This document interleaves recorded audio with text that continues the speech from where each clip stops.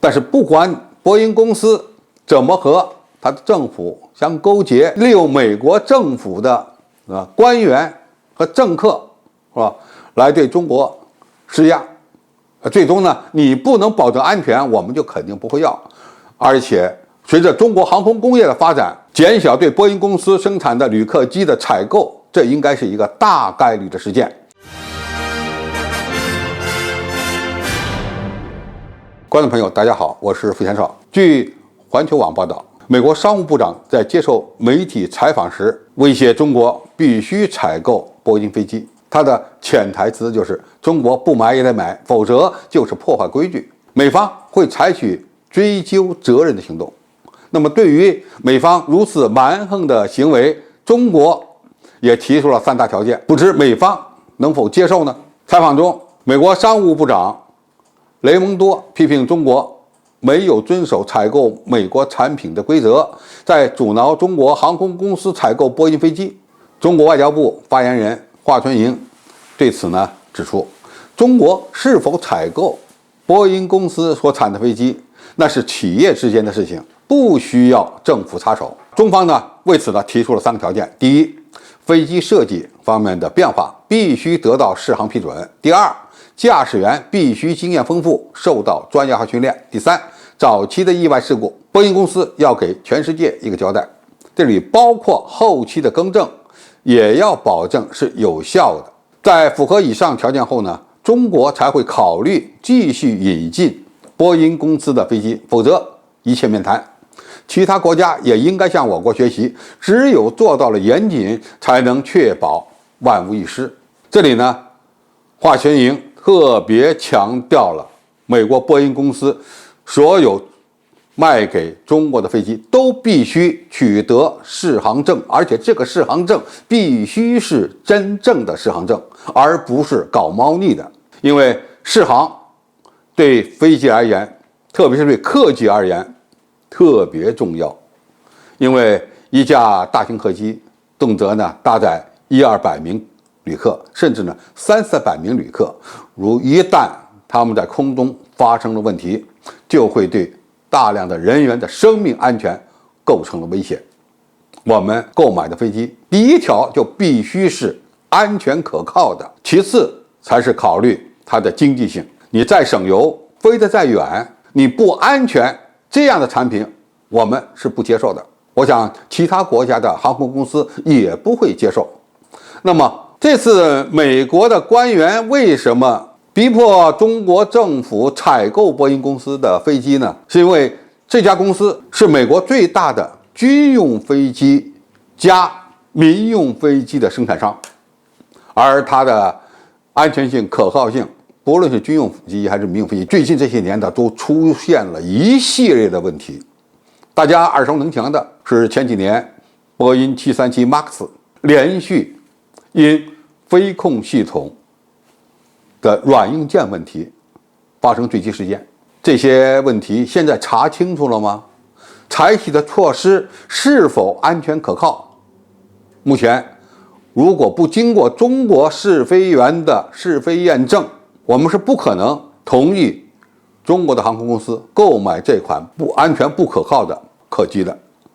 我们前期呢已经引进了几十架这样的波音737 MAX 飞机了，但是还不能飞，必须等待最终的适航取证结果。而美国和加拿大等一些公司呢，现在已经匆匆忙忙的把它们放飞了，继续让他们执行载客任务，投入航线使用。但是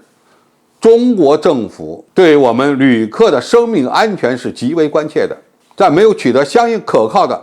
适航证的情况下，我们不可能轻易的让放飞，更不可能继续采购波音737 MAX。那么美国的商务部门的负责人可能会强调，你不买波音737 MAX， 应该买其他的，比如说波音787、波音777的最新改进型。但是无论是波音777的改进型还是波音787，最近的试飞也碰到了一系列的问题，他们正在处理过程中。在这样不可靠的一个情况下，我们怎么可能去购买波音公司的系列产品呢？何况采购不采购波音飞机的公司不是中国政府说了算，而是由各个航空公司自己做决策。那么这些航空公司首先会对某一款要引进的飞机的安全性、可靠性做出相应的评估，即使是他们认为达到要求了，最终呢还要过中国民航的4航部门的这一关只有适航部门放行了，这些航空公司才有可能去采购国外的喷气式客机。何况我们国家现在也在积极的开发满足国内和国际航线需要的国产客机，包括 C919、C929。C919 呢，现在正在紧锣密鼓的进行取证试飞。那么一旦它拿到适航证，就可以投入航线使用了。在这样的一个情况下，我们就可以用 C919 作为进口替代产品，首先在中国国内飞相应的航线。那么在这样一个前景下，美国波音公司确实是比较着急了。一个，我们现在暂停了购买波音公司飞机的行为，而且呢，中国国产的先进客机呢，也很快会投入航线使用，那么对它今后的出口必然会造成影响。但是不管波音公司怎么和它的政府相勾结，利用美国政府的官员和政客是吧，来对中国施压，最终呢，你不能保证安全，我们就肯定不会要。而且随着中国航空工业的发展，减小对波音公司生产的旅客机的采购，这应该是一个大概率的事件。受影响的不仅仅是波音公司，恐怕还有欧洲的空客公司，因为实现中国民用飞机的国产化，这是我们一个不变的宗旨和目标。当然，有些我们没有生产的，是吧？或者现在呢还没有研发的一些客机呢，我们还是会进口的，但是其条件就是必须安全可靠，满足中国适航部门所提出的适航要求。好，今天介绍就到这里，谢谢大家收看，我们下期再见。